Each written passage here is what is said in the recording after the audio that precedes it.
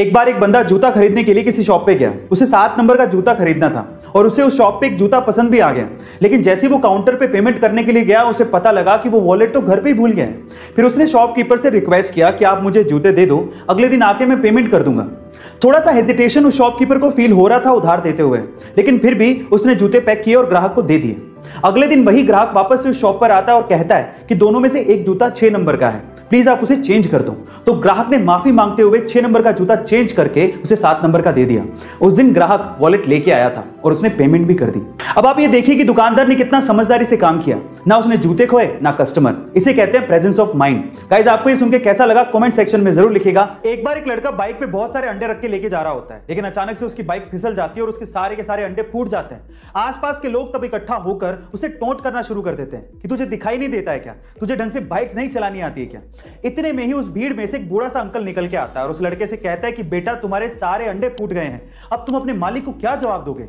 चलो मैं तुम्हारी मदद करता हूं, ये मेरे पास 30 रुपए हैं, तुम रख लो।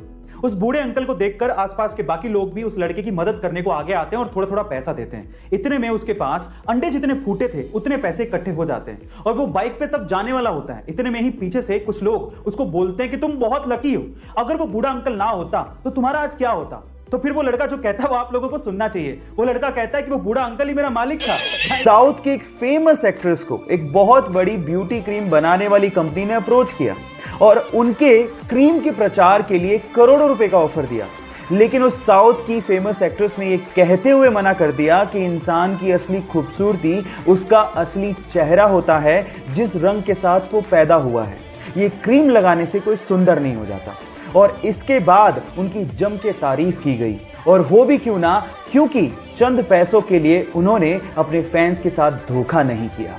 गाइस, उस साउथ की फेमस एक्ट्रेस का नाम है साई पल्लवी। आपको यह सुन के कैसा लगा, चैट सेक्शन में लिखना मत भूलिएगा।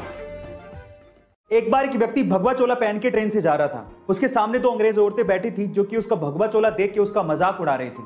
अचानक से दोनों अंग्रेज औरतों की नजर उस व्यक्ति के हाथ की घड़ी पे पड़ गई, जो कि थोड़ी महंगी लग रही थी। तो उन अंग्रेज औरतों ने सोचा कि क्यों ना इसे लूट लिया जाए।